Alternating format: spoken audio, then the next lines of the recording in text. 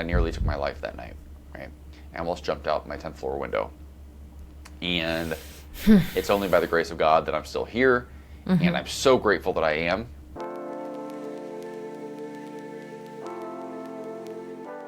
You know that feeling when you've checked all the boxes? The career, the accomplishments, the life that looks great from the outside. And yet you're still lying in bed awake at 3 a.m. wondering, what is the point of all this? Today I'm talking with one of my closest friends, AJ Gibson. You might know him from his red carpet interviews with Hollywood A-list like Lady Gaga, his entertainment reporting for shows including Wendy Williams, or his book Flipping the Script that hit #1 on Amazon. But here's what most people don't know. AJ actually stood in his bathroom looking out a 10th floor window, seriously weighing whether or not to jump. He had the glamorous career, he had the big paychecks, the whole thing. And he still almost didn't make it. This isn't a story about how everything magically got better. It's about what actually kept him here and what he's built since then.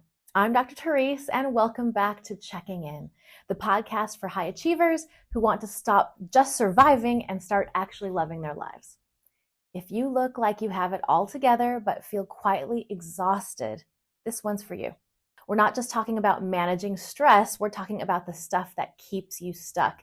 And I'm here to give you real tools to create a life that you never want to escape from. I've been a therapist for 15 years, and I know what people are really saying in a therapy room about achievement and emptiness, about looking successful while feeling hollow, about wondering if it's too late to start over. AJ is going to share his story, the real version, not the highlight reel, about what it looks like to pivot as a 40-something, to find your people, and to build a life that's actually worth staying for. Before we dive in, I need to mention that we're going to talk about suicide and suicidal ideation today. We're going to really talk about it, not just dance around it. So if you're not in a place to hear about that right now, that's completely okay. Take care of yourself first. And if you need support right now, the 988 Suicide and Crisis Lifeline is available 24/7. I've also included additional resources in the description in the show notes. If you're ready for a conversation about what it really takes to stop performing and start living, let's get into it. But first, make sure that you subscribe and hit the bell so you don't miss these weekly conversations. Let me tell you about AJ. We met in LA back in the 2010s, and he's one of those friends that I can be completely myself around. Full stop, no performance, just me.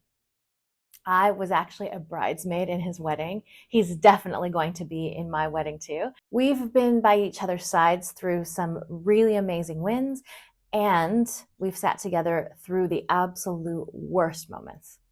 The kind where you don't have words, you just show up. AJ's done a lot. TV host, radio pioneer, author, speaker, and now a realtor. But what makes him special is that he's reinvented himself multiple times. Not because he had some grand plan, but because he had to. Because the life he was living wasn't sustainable. And he's figured out how to do it as a 40-something, which is exactly what so many of you need to hear. That it's not too late, that you can pivot, and that your past doesn't trap you. If you're listening and you're in a really dark place right now, if you feel like you've achieved everything you thought you were supposed to achieve and you still feel empty, I want you to know that AJ was there. He had everything, and he was still at that window. And now, years later, he's not just surviving, he's actually built a life he wants to be in. Not a perfect life, but a real one. The path from there to here exists. AJ walked it, and we're going to talk about how. So before we dive in, I want to invite you to ground yourself by taking a few deep breaths with me. If you'd rather not, feel free to speed ahead, but let's go ahead and take a deep breath in through your nose and out through your mouth. Let's do it one more time. Deep breath in. And nice slow exhale. Notice if you're holding tension anywhere, And if you are, see if you can just soften it a little bit. All right, let's talk to AJ. AJ Gibson, welcome to the Checking In podcast. Thank you How for are having you? me, bestie. I'm good. How are you? Yeah, I'm excited to have this conversation with you. You know you're my bestie. I'm so excited for people to like listen in on our conversations because I feel like you are one of the most inspiring, like can't be unstoppable, resilient people I know. And we have been through some ish together. Thank you. We've been through some ish together. We have known each other for years and years and years. And today we get this opportunity to let people into the conversations that I know I find inspiring when I'm with you. So I'm excited. How long have we known each other? It's been 10, 11, 12 years. It's been over 10 years. It's been over 10 years for sure. 100%. Yeah. It's been a good decade. Yeah, plus. You had less gray hair when I met you. I used to dye it. I used to dye that hair for Jesus. I was trying to hold on to my youth, and the moment I let it go, I never looked back. So we both had less gray hair when we met each other. First, I just want to start with checking in with you. The show's called Checking In. I want to check in with you, and it's just a kind of light, easy breezy question, which is like, if there was a headline for where you're at right now, what would the headline be? Ooh, he does it again. AJ Gibson makes yet another successful pivot in a long, winding journey that is his life. Okay, I love it. Can you tell us more about what you're speaking about with the pivot? Yeah, so as you know, I've worked in television and radio for many, many years. I'm an author and a speaker and all these things that I'm very, very proud of. The last few years since the pandemic and the strikes here in Hollywood, things have been tricky, right?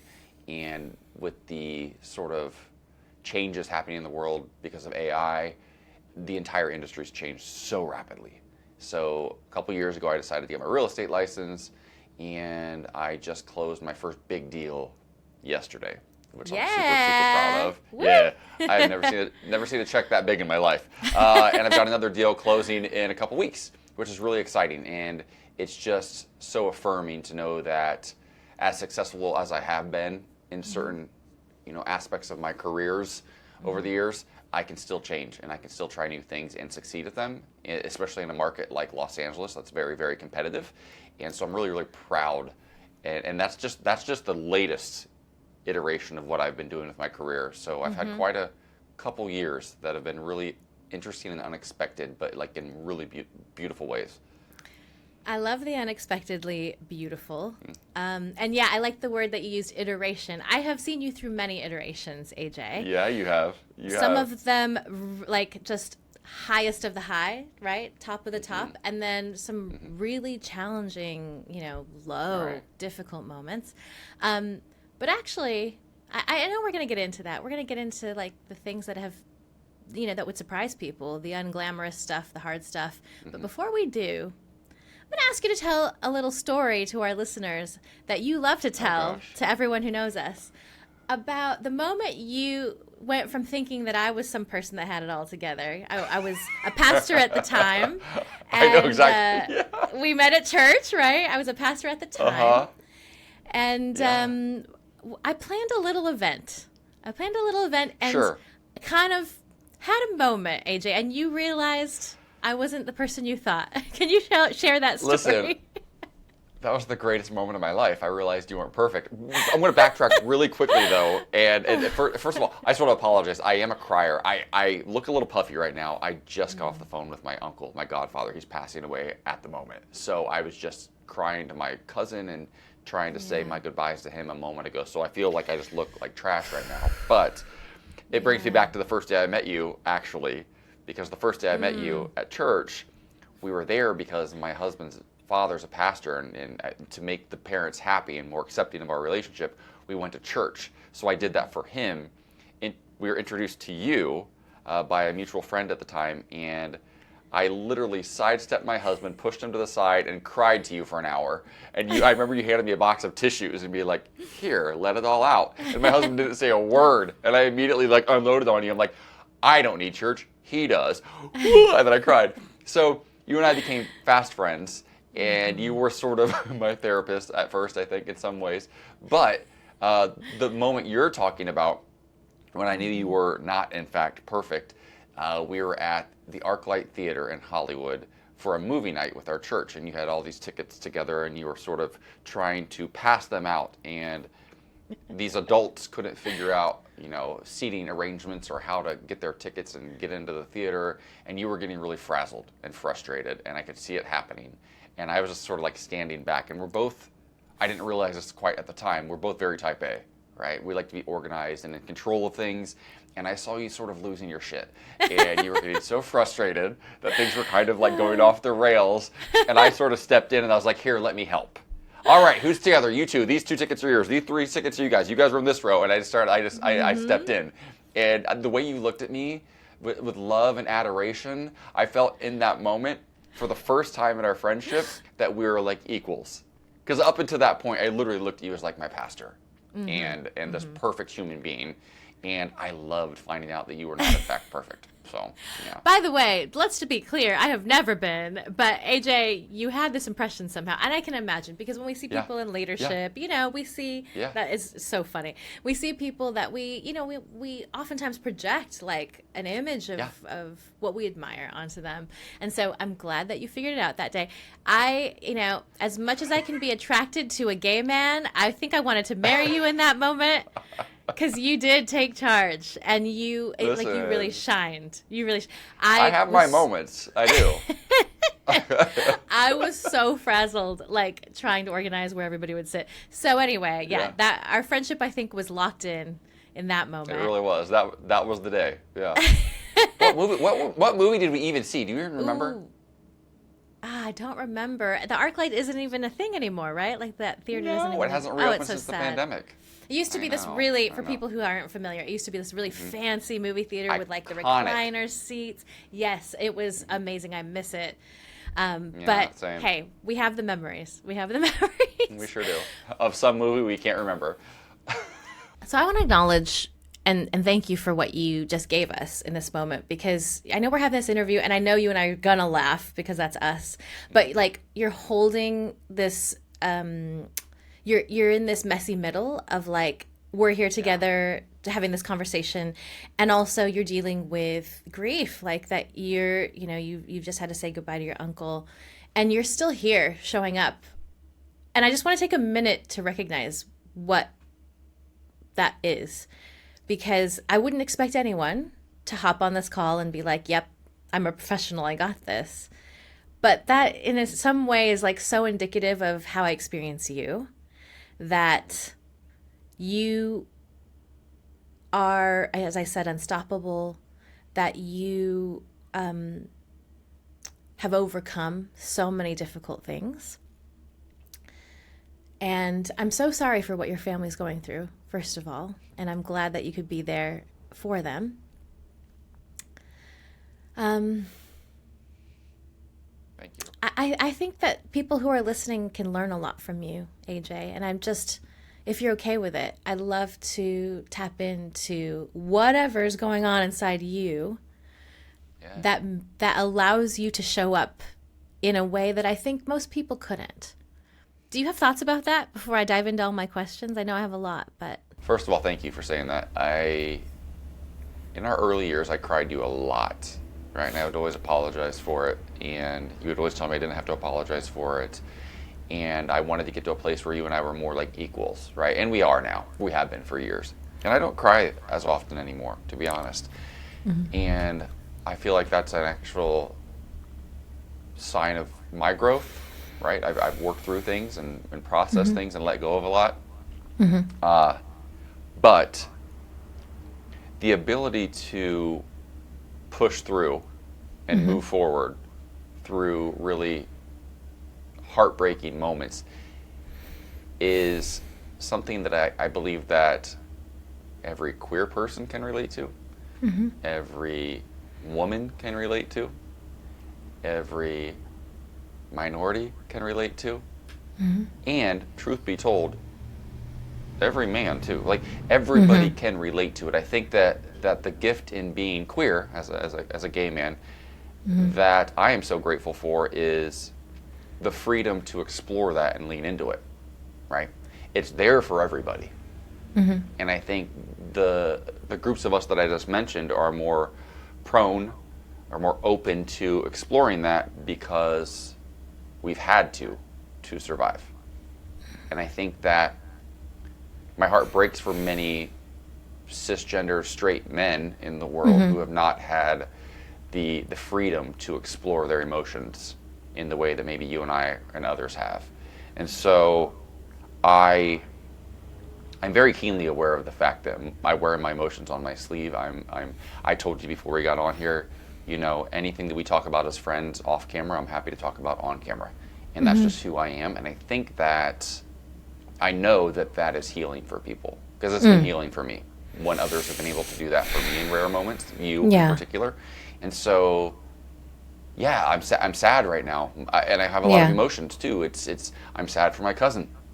She just lost her mom a few months ago, and it's the 10th anniversary of her brother, you know, dying. You know, and you know what that's like. You can relate to that, and you share that, and that's powerful. And my uncle is my godfather, and for much of my life, he was the sort of example of what a man was in my life when I didn't really have a relationship with my own father. And my uncle, God bless him, is complicated and not always very kind. And as an adult now, he is not the man I would want to be at all. But I love him. You know, so it's a lot of emotions sort of being processed in real time of saying goodbye to this person who wasn't always the most kind. But I always knew he loved me and he loved his family. So it's just a lot. And I feel for my cousin right now. She's, you know, in losing her father, she's now lost every single immediate family member she has. And that's a lot. So it's, yeah, it's a lot. Grief is something that you and I know pretty well through our different, you know, respective journeys.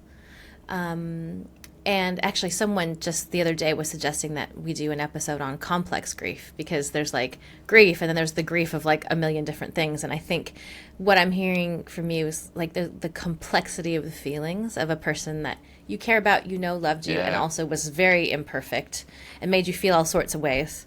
If it's okay with you, I'd love to dedicate this conversation and this episode to him. Can we do that? And can you share your uncle's name? Yeah. Uncle Bill, of course. Oddly, you know, you and I were both raised Catholic, and my confirmation name is William in honor of my grandfather and my godfather, Uncle Bill. So, Aaron Jason William Gibson. All right. Well, shout out to Uncle Bill. You're somewhat of a namesake. And yeah, just sending lots of love out to his family. Thank you. So I think this might be where it makes sense for us to talk about some other hard things. You are the author of a book, Flipping the Script. And in it, you share some of the things that I think have made you who you are today, have kind of made you the person that I'm talking about, has the strength to stand and sit here and talk with me today in the midst of pain. AJ, can you tell us a little bit about your story? I know there's a lot to your story, but maybe you could share a couple of those moments that were particularly challenging that you think shaped the journey of how you're here today. Yeah, first of all, it's wild to think that Flipping the Script came out 7 years ago. Wow. Crazy. You were at the book launch in Beverly Hills, and you looked amazing, by the way. I still remember. But great garlic noodles. I think there were great garlic noodles at that. Oh my gosh, Crustacean, they have the best garlic noodles. The On family just never misses. They're so good. And also, they gifted me that entire book launch party. Isn't that crazy? I think back about that sometimes, and they sponsored that for me. And that was a very, very nice party. Yeah. No idea. I did not deserve that, but I was grateful to receive it. Wow. Yeah, so Flipping the Script came out of, for me, 3 sort of rock bottom moments that really forced me to look inward and figure out what sort of life I wanted to live as an adult. to be in my 30s and write a self-help sort of autobiographical memoir is kind of wild, like the audacity, right? Like that I thought but I got a publishing deal and I published, and I was very proud of it. And it really was sort of launched by these three moments, one being me being fired from a national talk show that I was hosting in Hollywood at the time. Also, as you know, my baby sister, this used to actually be her bedroom. The studio we're in now was her bedroom when we lived together years ago. And she met someone at the church we used to go to together where you were a pastor, and she married him. And through the process sort of found a new belief system that no longer allowed for acceptance of me and my relationship with my husband. And so that was really a sort of rock bottom 10-year journey for me, to be honest. That was pretty gut-wrenching. Sorry, can you spell that out a little bit more? Just like, I feel like, what does that mean? So, and through that sort of new relationship that she found, my sister felt it necessary to express to me that as a gay man, she couldn't really support me anymore because of her newfound religious beliefs, right? And I say like pray the gay away, because that's sort of like the idea of it all. Did she ever actually say the words pray the gay away to me? No, but she did let me know on many, many occasions that prayer could lead me to, healing this disease inside of me of homosexuality, which is insane. But so that was difficult, and then and sort of those things sort of culminated in kind of came together in this moment when I received a tax bill at the time, which is crazy to think about now, for $16,631, right? And I received that bill on a Saturday night while my husband was waiting tables at a restaurant, my boyfriend at the time. And I was home alone, and it was late, and I couldn't call my family because they were on the East Coast and they were in bed, and I nearly took my life that night, right? I almost jumped out my 10th floor window. And it's only by the grace of God that I'm still here, and I'm so grateful that I am, right? Because I've struggled with suicidal ideation my entire adult life. From the time I was probably middle school, I can remember feeling the desire to sort of just get away from it all, right? And that's always been the way that I processed that. And that night led to eventually that book, and led me to where I am right now. And now I'm in a very different place now, but that is always sort of, it's part of my story, And it wasn't the last time that I almost took my life either. So it's part of who I am, right? And I've had to learn to embrace it and acknowledge it, and move past it, and share what I can, to help people, because I think that we're all better when we all share. Yeah, we are. I think that like a little bit of your backstory plays into taking us up to that moment, right? Because you grew up in Ohio, gay, in a community that was tiny, relatively tiny for most of us, right? Like an everybody knows everybody kind of Salina, Ohio, in case people are wondering. Salina, Ohio. Oh my gosh, you actually know how to say it. Well done. And, people call it Salina, Ohio all the time, and I'm like, no, it's Salina. I got you. But like, this was not the first time that you'd felt like things were not okay, that you were not okay, right? And so then somehow you end up in LA. Can you speak to that? Because I feel like you were a person who had big dreams. But like, I think where you came from really played a role in like how you were able to make those dreams happen in a way. For sure. I wouldn't, it's ironic, I wouldn't be here actually if it weren't for that same sister. She's the reason I moved out here, right? Wow. She had one connection here, and her connection was Kato Kalin. That Kato Kalin from the O.J. Simpson trial. Whoa, okay. Yeah.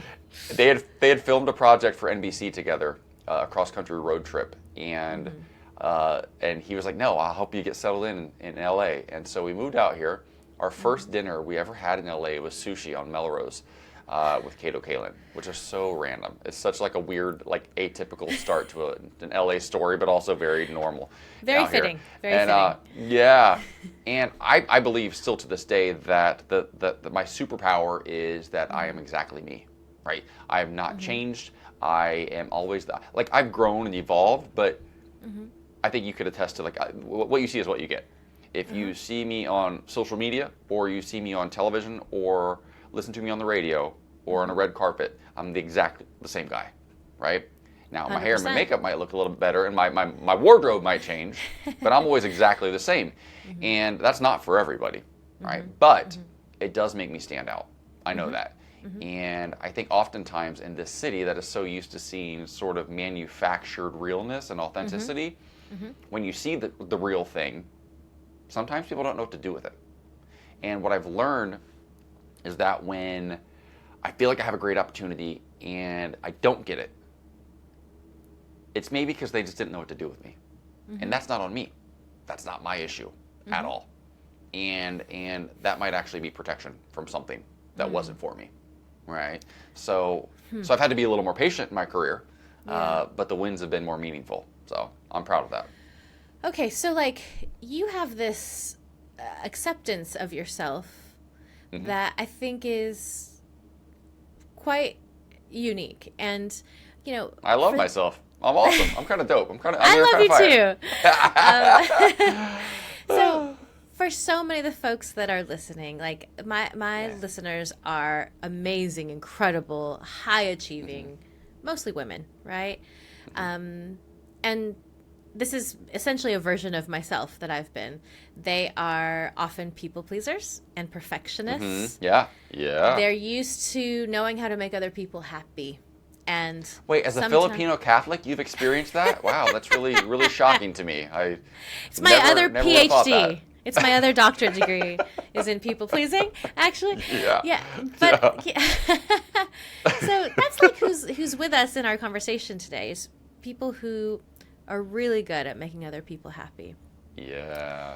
But if you grow up a gay man in a Catholic family in the Midwest, I think you're like inevitably going to run into these moments where being true to yourself doesn't always make other people happy. Yeah. Can you speak to that piece, especially keeping in mind like the woman who is looking successful right now, she looks like she has everything together, and she's like suffering on the inside, she's struggling on the inside, or she's not happy.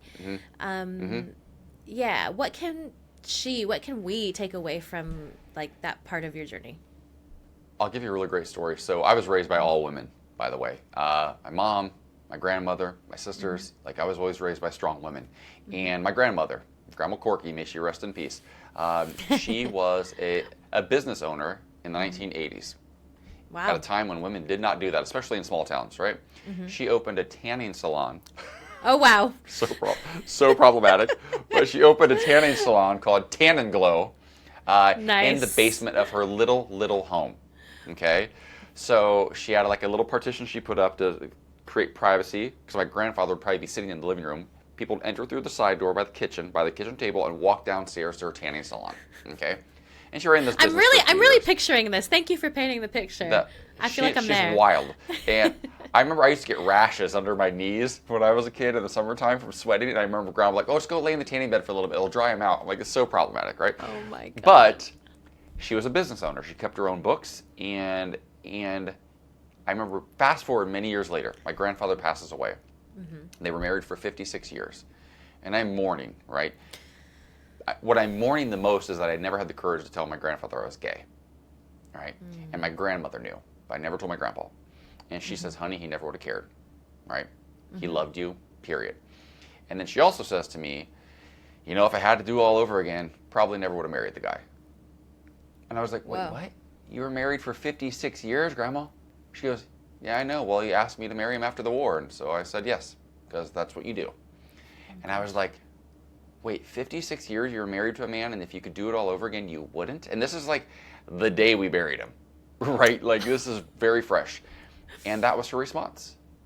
Because I remember taking her to go see, towards the end of her life, I took her to go see the Radio City Rockettes. They were touring their Christmas show before I think they tour or something before they go to New York City. So this might have been like October, November or something. And I took her to go see them in Columbus, Ohio. And when we left, she cried to me as I wheeled her in her wheelchair back out to the car to drive a couple hours home. And she said, I love live like performances, like theater and music. And I said, well, you never really went to many. She's like, after your grandfather and I got married, it just was not, he didn't like it, so we never did it. I said, what do you mean you never did it? She goes, no, for 50-some years, I never went to a live performance of any type.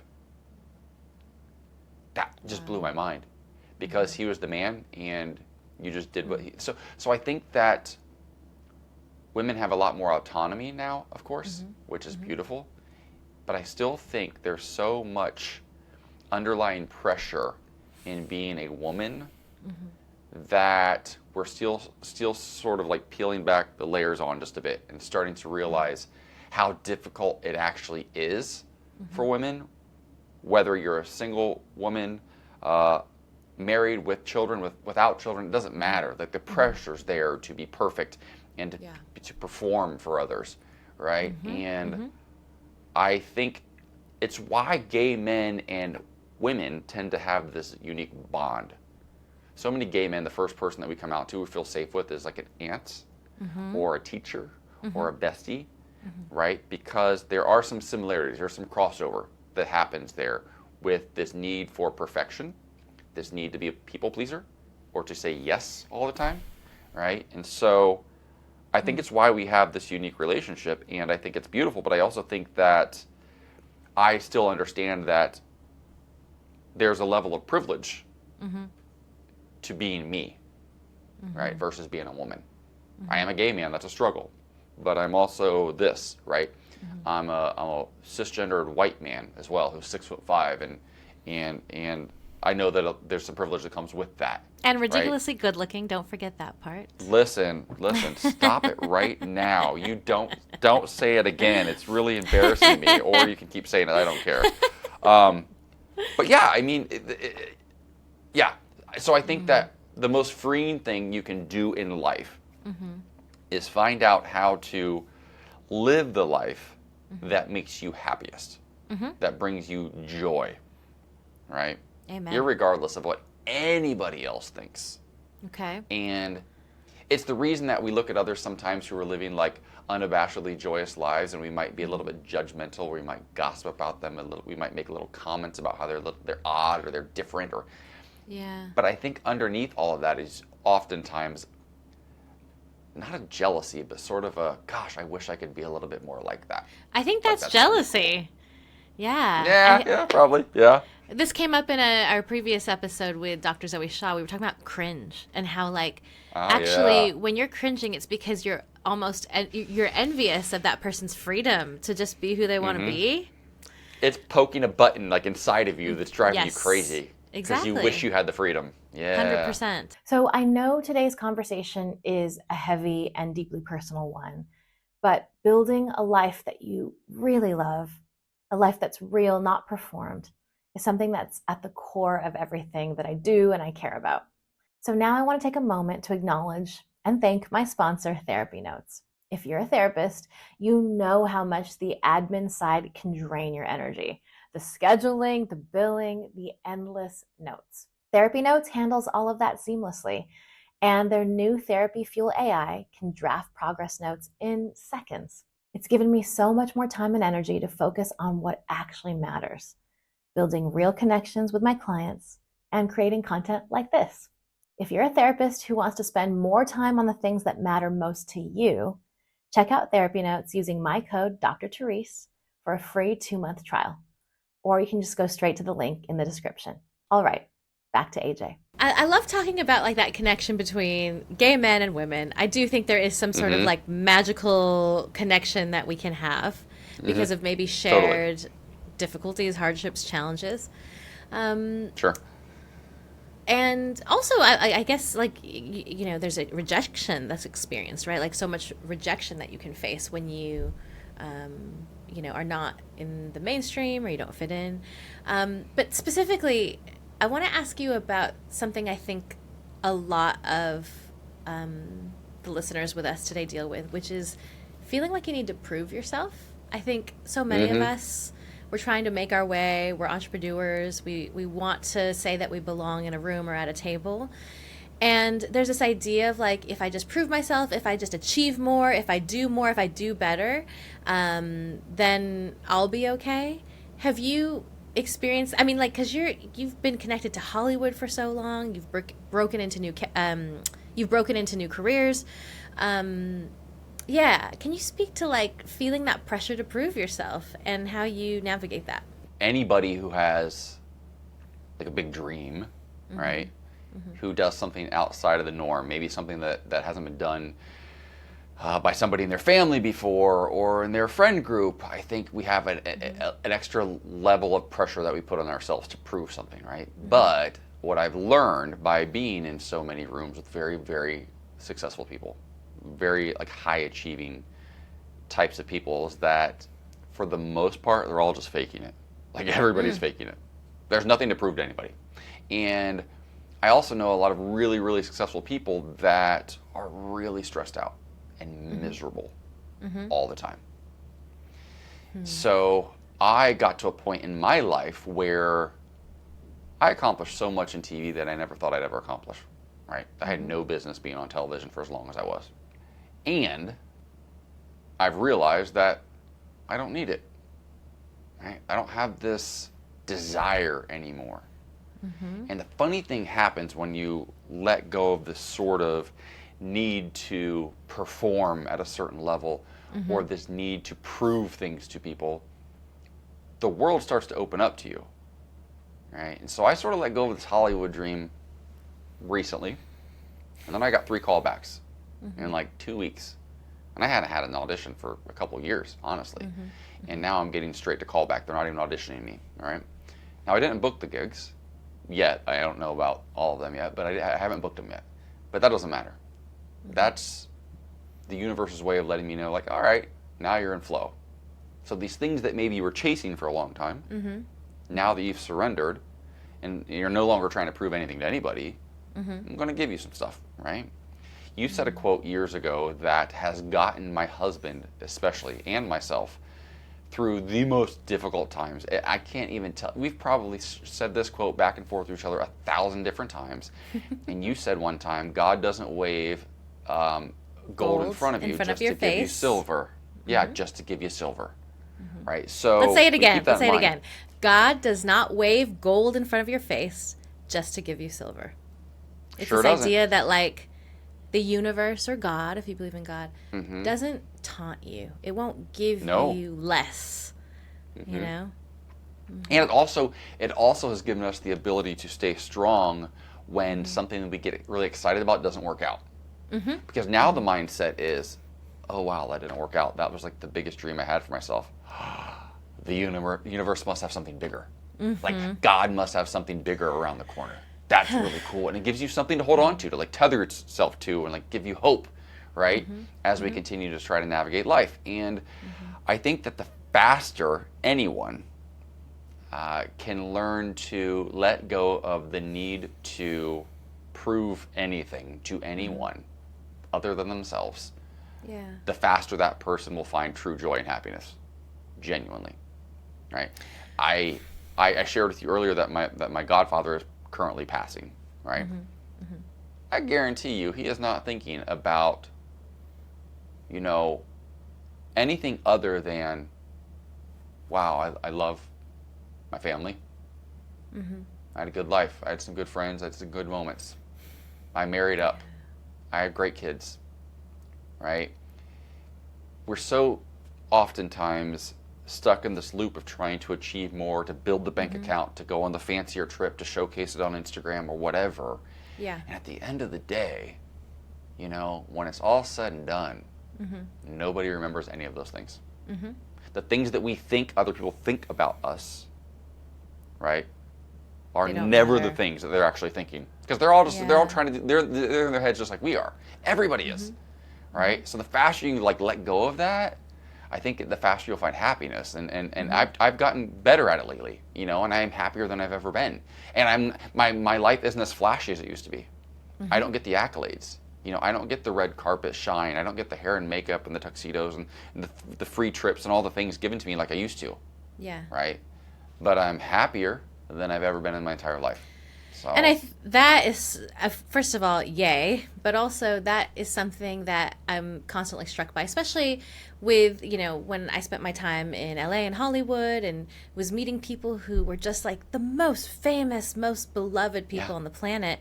And also even like being by your side is like, how often did I see people who literally were at the top, had everything that you could objectively want, and then I'd be talking to them or hear like how sad they were, how they were upset about a fight they had with a parent, or how they were really upset about a relationship issue, and like they had all the money in the world, they had everything you could imagine, but they were just humans that like it just really strikes me, because I think sometimes we see people in those positions as like we see them and we're like, I want that.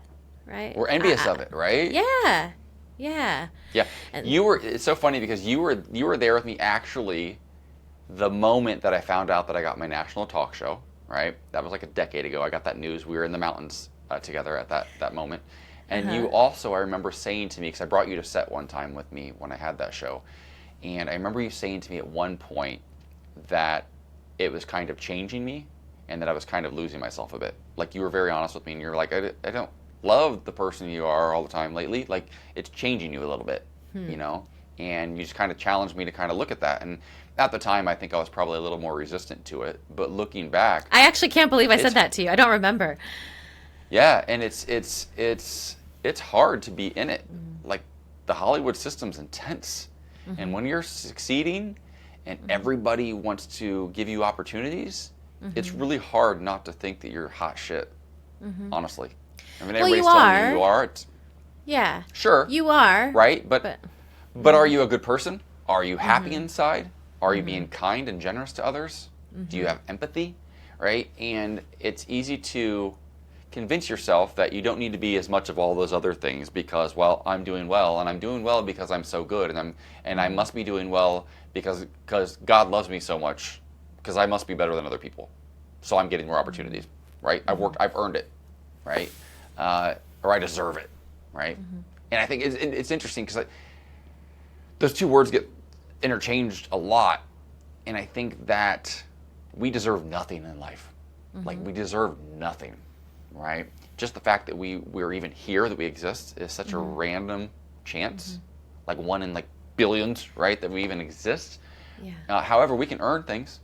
We can earn the right to, settle and relax and enjoy by being kind and being authentic and connecting with others, right? But this idea that we deserve things, I think, is oftentimes it's misguided, and it can lead to a lot of just anguish that's unnecessary. It's entitlement, isn't it? And I think one of the kind of my personal mottos that I try to hold on to is just like, I'm just lucky to be here. Honestly, like I feel any room I'm in, any cool thing I get to do, I just feel so lucky to be here. I'm thinking, actually, you're making me think of when you took me as your guest to Las Vegas to the Billboard Music Awards. Yeah. And I got to see Taylor Swift perform, the Jonas Brothers, Kelly Clarkson, she was hosting that year. And it was wild. It was, we You knew somebody. You knew a performer. Jesse a member Malloy. Of somebody's... He was the sax player for Panic at the Disco, I think. Yeah. It was a crazy time, guys. But I was just like, what is life? I feel so freaking lucky to be here. And I think... that's carried me to some really interesting places. That was a wild experience. Getting our hair and makeup done, staying at that hotel for free. For free, right? Hair and makeup for free too. They just took care of everything for us. And shout out to it wasn't the Hard Rock, but it was Nomad Hotel. The Nomad Hotel. Yeah, at the MGM, they redid it, and they were just reopening, and it was really nice. I think we had a bathtub in our room that we couldn't use because we're obviously not going to take a bath together. But you know what's crazy is I look back at all my red carpet moments, and that's one of my favorite. But at the time, truth be told, I was struggling with that because it was I the remember. first time I actually had not been hired by Dick Yes. Clark Productions to host the red carpet, right? And so some of my colleagues were there, and they didn't hire me that year. And we got to go as guests, which was great. Right. But in my mind, it was a huge demotion for me. You had So sat for in the you- front seat the year before, in the front row. Like five seats from Rihanna, right? Yeah. And now we're like row 20 or 30 or whatever. I'm like, oh my God, like I'm embarrassed, right? How Yeah. ridiculous is that? But so the experience for you is very different from me. Now looking back, I had a blast, right? Yeah. But at the time, it was hard for me. It was an ego destroyer, honestly. Life is crazy. We've shared some crazy moments together. I want to take a moment because, like, you know, my other motto is like build a life you don't need a vacation from. I'm all about creating a life that you love and joy. But there are people that are really at their low moment themselves, and I don't want to have this conversation pass without talking about that moment for you, but specifically, what were the things that made you want to stay? Because, you know, losing my brother to suicide, I often think about when people are at the end of their rope. And one of the things I've come to understand is that it's not that they want to die, it's that they don't want to keep living the life that they've been living. Yeah. So if there's someone listening that's like at the end of their rope, can you just speak to, like, what were the things that got you to want to stay? You know, what turned it around from like that you were looking out your 10th floor window wanting to jump? Yeah. Oof. I think for me, the idea that even when I think so little of myself in moments, the devastation that the loss of my life would bring to so many that I care about was just too much, honestly. A little over a year ago, actually, I was home in Salina with my parents, and we were playing cards one night and I think having a glass of wine. And the year prior had been the most difficult year I'd had since, you know, that night in 2016 where I almost took my life. And we were talking very candidly. And my stepfather, who doesn't really talk about emotions a lot, he's an incredible man, but he doesn't really go deep on emotions very often. And he said to me, he's like, I noticed you said, like yesterday or earlier today, that you just don't know how much longer you can do it. It's like, what did you actually mean by that? And I was like, do you want me to be honest with you guys, or do you want, you know, me to make you comfortable? He's like, no, I want you to be honest. And I said, I just don't know how much longer I can do this. And I think that I remember saying, I need you guys to be okay with that. I need you to understand that while I don't think I will ever get to that point again in my life where I'm ready to just be done with it all, right, to end it. If that were to happen, I want you guys to know that, one, I lived a really awesome life. I know how much I was loved. But I just got too tired.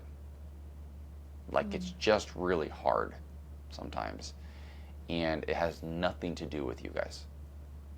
Like, you guys have been incredible parents. I'm so blessed to have had you. And if I didn't have you, I probably wouldn't have made it this long. And so this is like, as a therapist, I'm sure you're going to have all sorts of thoughts on this. And I just want to clarify, like, I know talking like this is like red flags, right, for people.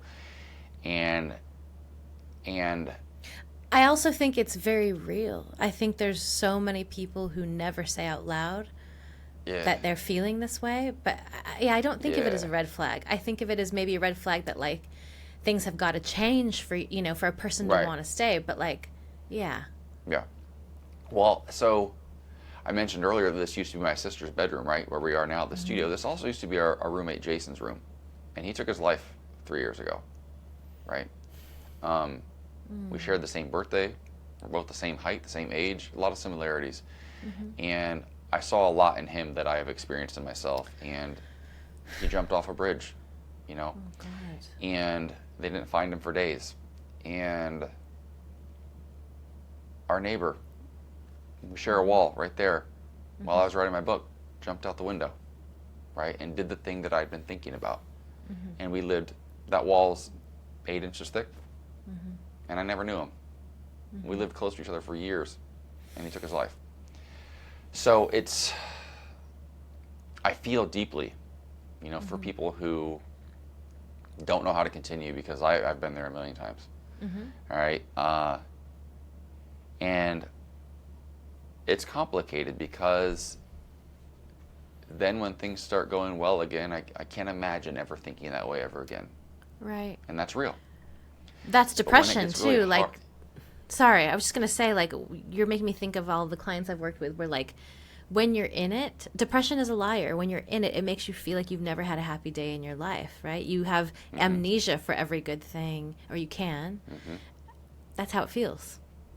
And then you also start to feel, personally, I know that I feel really guilty, because I want the world to see my struggles and my stresses and the things that I've overcome and how much people have hurt me and all these things, these narratives, you know, that I've taken on in my life. But then also, I think it's hard sometimes, because I'm like, I am very blessed. I live in Hollywood. I've had a really awesome career. I am a best-selling author. I've got a husband who is so handsome. I've got a designer doodle that is the most adorable thing in the world. And I have the love and support of a lot of really great people, right? Like I've interviewed Lady Gaga. You know what I mean? Like, I know Ariana Grande. Like, and I say those things because those things are impressive to other people, Sure. right? And so from the outside, it feels like it's difficult to get any sort of empathy when I'm going through something. So it's hard. And so my circle is small. You know, there are a handful of you in my life that know the real stuff and that show up and support me in the way that I need, right? And then and the hope is that I do the same for you, right? Because we live in a world now where I don't necessarily feel comfortable sharing with too many people when I'm going through something, because from the outside in, it might look like I'm killing it, right? I remember somebody a few years ago, I was really going through it, not long after my book came out, and somebody reached out to me on social media and said that this is something about your net worth is like $8 million or something, they said. They looked it up, because I was a TV personality, and I was like, huh? Like, I don't think I had $8 at the time, genuinely, right? So far in debt, and no money to my name. And people are telling me, like, you have $8 million. I'm like, what do you, huh? Crazy. So, right, and so that just adds another layer of sort of guilt and pressure and all these weird things Yeah. that makes it difficult who you're to open up supposed to and to be. trust people. Yes, like I'm comparing myself to this fictional character that people think that I am, and it's just not real.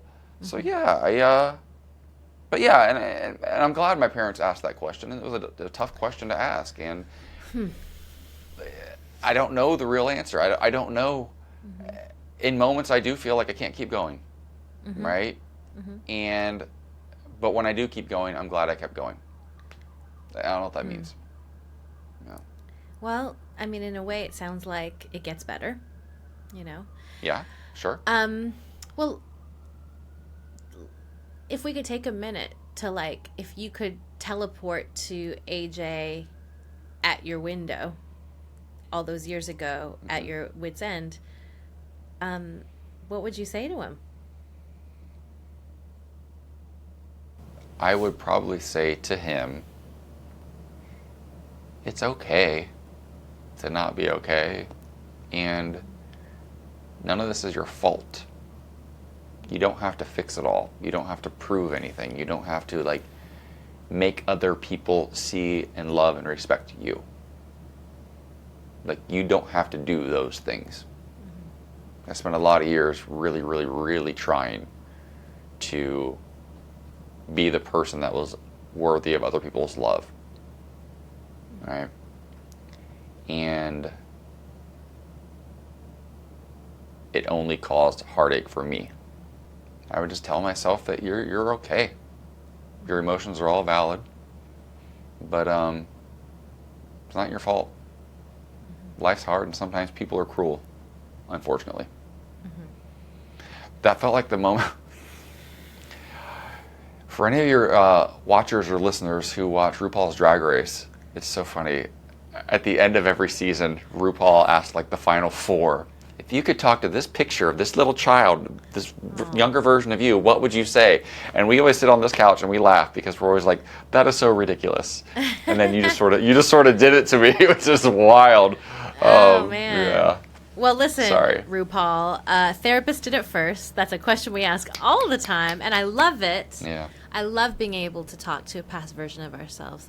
And just for the record, this is just what I want to share with you, AJ. Like, if I could talk to that version of AJ, I know that I would be wanting to just say, oh my gosh, you have no idea the amazing things that life is going to bring you. Like, an amazing wedding in Mexico to the love of your life, surrounded by friends that would stick with you through a storm And you did. to have the most beautiful day, just the incredible things that you already have done and will get to do. And I feel like you're just getting started. I mean, we're both in our 40s, but I still feel, I don't know about you, I feel like I'm just getting started in life in so many ways. I have so much more ahead. 1,000%. 1,000%. It's wild how I've never felt more at peace with my life and also excited about what's next than I do at this moment. I'm 45 years old. Wow. Right? It feels like everything I've accomplished to this point is almost like a different person. And I just feel good. Like, I feel really good. I love myself deeply right now, more so than I ever have. So for anyone listening right now who's younger than 40, how old are you now? 40 what? 45. For anyone that's younger than 45, listen, maybe the best is just yet to come. Maybe you can't even imagine So true. all the things that are going to be like absolutely incredible that you're about to experience. I love that, actually, because I think we're in an ageist culture where like we literally think people have nothing to contribute to society after 40, and it's so annoying. It's crazy. Because I feel like I'm just a baby. You know that meme, I'm just a baby? I feel like that all the time. But yeah, I would tell that AJ there's a lot more to look forward to because I've been witness to it, and it's been quite a life you've been living. It just brings me to like building a life instead of surviving. And I'd just love to hear, like, what does building a life worth living look like to you these days? A life that has impact and a life that makes other people feel seen and respected. A life that isn't just about me anymore. I think one thing that really did start to change me, well, being a dog dad to this guy has helped a lot, honestly. Dogs change everything. They just are. They really do. If I could prescribe dogs to all my clients, I would. Yeah. I really would. Yeah, he loves me unconditionally, and honestly, I feel like, yes, you do. I don't think I've had a lot of humans in my life that have loved me unconditionally, right? Even like my mom loves me unconditionally, but she doesn't always love me in a way that feels safe, right? And that's a complex issue, and she and I have worked through that, right? But that's her own limitations from her own lack of love and support over the years, right? So it's just generational, and we slowly try to do a little bit better than our parents, right? Getting married, though, really changed me in very deep, profound ways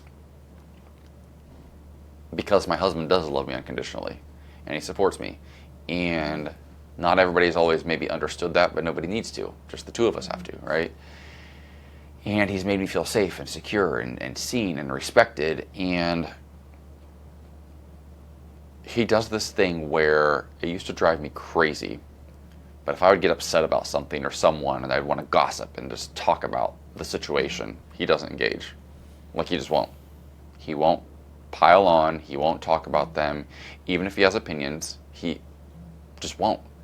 And I used to get so mad at him because like, support me. Why don't you support me? He's like, well, I don't think that's supporting you, actually. I think you're just upset. And I don't think it's really fair to like talk about people behind their backs. And I'd be like, well, you think you're better than me? Right? And that's how I used to sort of take that. And that example has been one that I never had in my life. I never knew you could just not react to everything constantly. Right? Because it was sort of a survival tactic of mine. It's all I'd ever known. And so I think I've slowly found a level of peace with him that I didn't know existed, because I'd just never seen relationships like this. And I like to think that I brought a lot to his life as well, and I know that I have, right? Just in different ways. I love getting older. I love not giving a fuck what people think of me, right? You don't live in my mind, you don't pay my bills, you don't lie next to my husband at night, like, so you don't have a vote. Like real talk. And I think something really cool happens when you hit your 40s. You know, you start to realize that, oh, what am I doing? Who am I trying to live my life for? Like, if not me, then who? Right? I think that's called a midlife crisis, AJ. Yeah, but some people take that and they pivot towards buying, a convertible, right, and taking vacations to escape it all, right? Me, last year, I took a job as a tour guide, taking 14-year-olds on their school trips to Washington, D.C. and some other places, and I never in a million years thought I would do something like that. I'm working 14, 15-hour days. They're hard sometimes, in the pouring rain sometimes, and trying to teach kids about democracy and history while democracy crumbles around us, it feels like sometimes. And it was a job that I sort of fell into my lap, something I never thought in a million years I would do. We're an accredited teaching institution, so I'm in some ways a teacher to these kids for a few days, and I never thought my ego had to die 100 deaths for me to do this job, right? I didn't post about it on social media. I only told a handful of friends and family because I was probably kind of embarrassed to take the opportunity. And what I have found is that I've never been happier. I remember my therapist used to talk about reparenting your inner child, right? And at one point, my husband and I both had pictures of our younger selves as our screensavers, because the therapist said we should do that and we should talk to that person and say things to them and sort of just give them the love and the affirmations that they didn't receive, we didn't receive as kids. And I realized after a few of these tours, I would say goodbye to these kids. I would try to inspire them. They would send me the most heartfelt messages. Kids were coming out to me on almost every single tour. Wow. And there's a lot of responsibility in that, and I don't take it lightly. And teachers were telling me the impact I've had on their students, and it was just, it's been so fulfilling, right? And I'm leaving tomorrow to meet a group, taking them to Disneyland for 5 days, a high school group performing, a band. So I get to do these really cool experiences. And I realized, though, I broke down crying to my husband one night while I was FaceTiming him from my 100th night in a hotel in D.C. while we're separate, right? And he's like, you know what I think is happening? I think you're actually reparenting your inner child. And I was like, oh my God, you're right. Like, I'm being the big, safe, supportive space for these children. That you never had. Because I'd never been to D.C. since my 8th grade trip when I was 14 years old until I took this job. And I remember being so terrified my entire trip because I had no friends that would share a hotel room with me. And I got paired up with like the weird kid in our grade because I was the other weird kid. I didn't have friends. I was this closeted little gay boy who was struggling, and I was scared the whole entire trip. I just remember that trip. I just remember being terrified constantly. Who am I going to sit next to when I eat? Who am I going to talk to on the bus? Like, the kid's going to make fun of me the whole time. And so I've learned very quickly that on my trips as an adult, the kids that gravitate towards me are the weird kids, right? And I love them. They need a They're safe incredible. space, and you're the safe space. Yes. Like, how cool and unexpected of a pivot that has been for me is just, I can't even express it in words. That's And I found beautiful. so much healing in it, right? So yeah, my 40s have been awesome, and I think that if you can just stay open to opportunities and experiences in life, that life just keeps getting better. Well, that is profound. And by the way, I love reparenting or inner child work because I tell my clients it's kind of like you get to do time travel. Somehow you have this magic of being able to do something where you can affect your past self. Yeah. And that is, I mean, wow, the universe gave you this opportunity to be the safe space for others in a way you didn't have that safe space. I love that so much.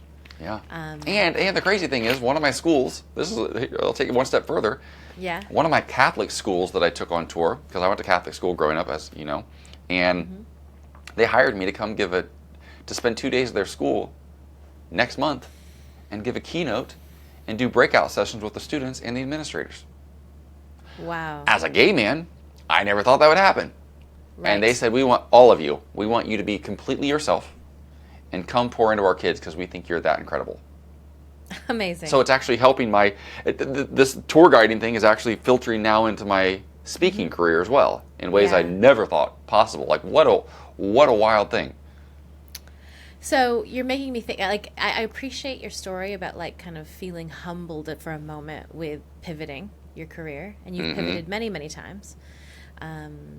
And you've worn a lot of hats, whatever it takes to pay the bills, right? Like and so I feel like this is the people- part where you got to put in really quickly. I'm just going to give you like one producer note. You got to put in the pivot, Ross, and the cast of Friends going up the stairs with the couch. Pivot.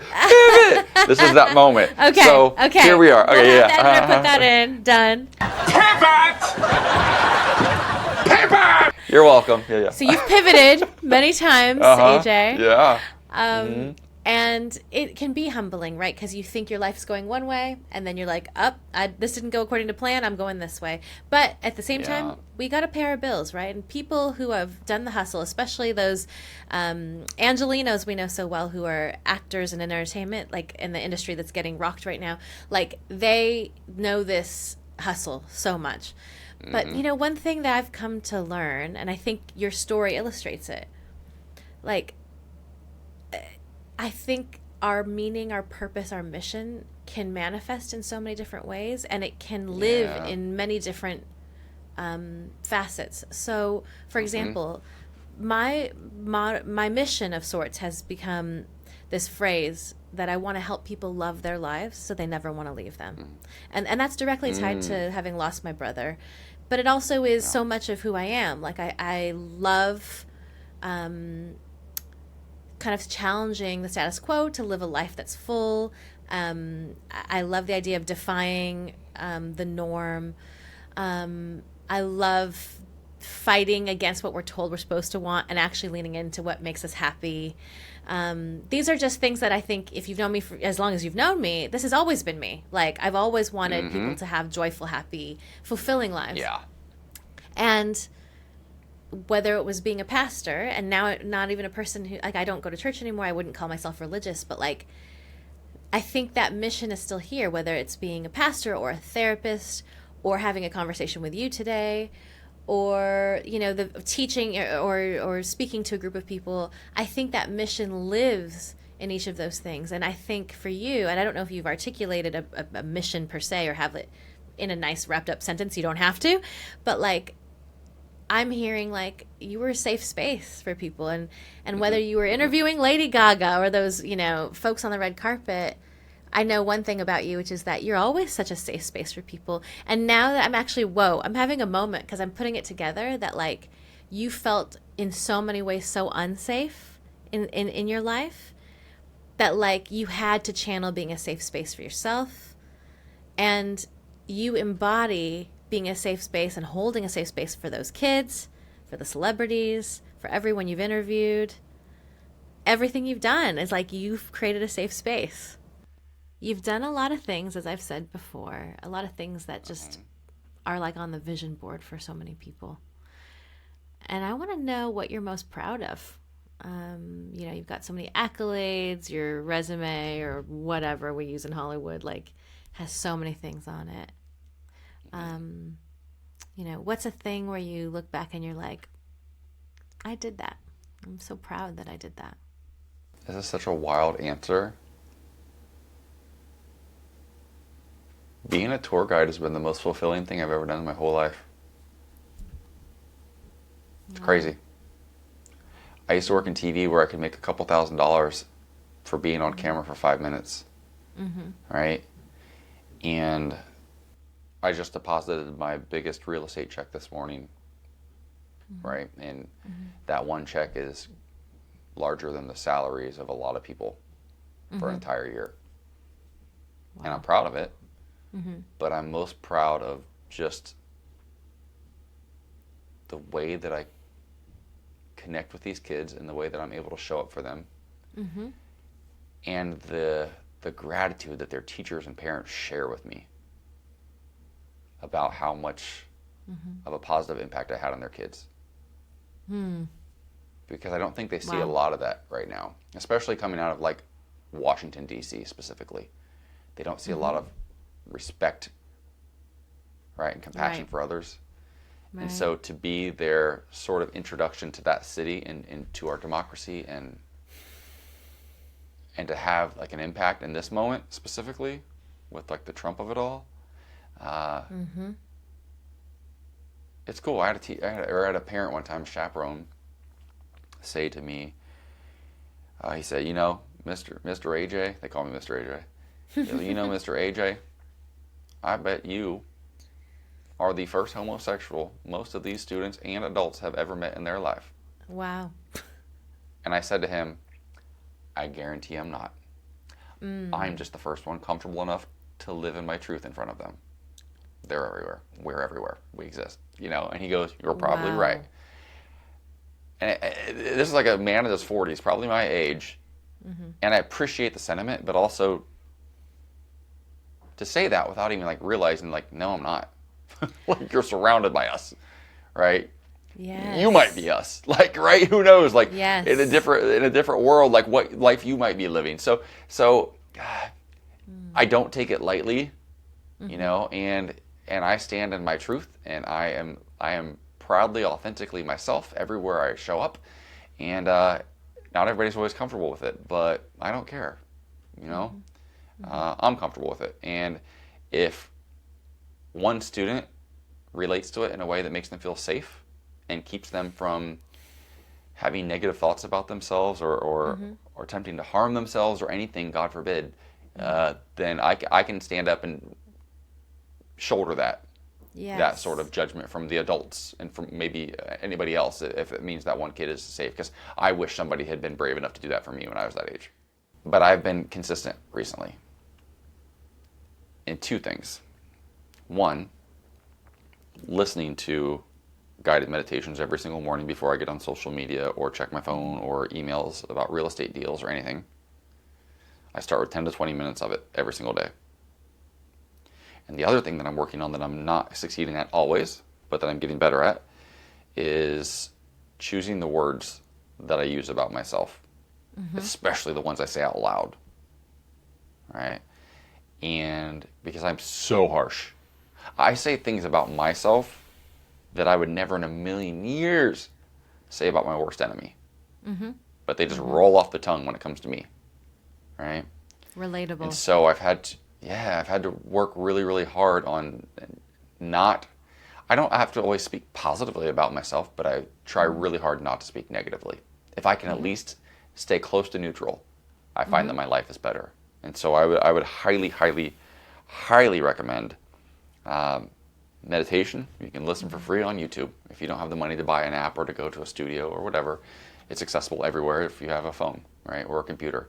But also, just be really, really careful about the things you say about yourself, right? I think that one shift can really change lives. I love and appreciate so much what you're saying, and I just want to say it out loud again because your words just a moment ago had so much power. If there's still breath in your lungs, there's still time to flip the script. Yeah, so true. AJ, thank you. Thank you for showing up for us in the midst of a hard, moment, a challenging moment for you and your family, so that we could have this conversation. I love every single conversation I get to have with you. But for others, if they would like more AJ Gibson in their lives, if they are interested in perhaps hiring you to be a speaker, or connecting with you related to any of the hats that you wear, where can they find you if they want more? AJGibsonTV.com. Yeah, you can if you just want to follow me on social media, that's awesome. If you want to reach out and connect, that's great. If you do want to hire me to give a talk, I'm happy to do so and have that conversation. If you want me to buy or sell real estate in California, I mean, it's all there. It's all on my website. And if you just want to be nosy and snoop a little bit and find out more about Therese's best friend and never say a word to me, that is okay too. He's there for all of it, guys. AJ, thank you again. I love you. I love you so much. And we'll talk more in a minute. But thanks for everyone for listening. And thanks so much for this conversation, AJ. AJ was at that window.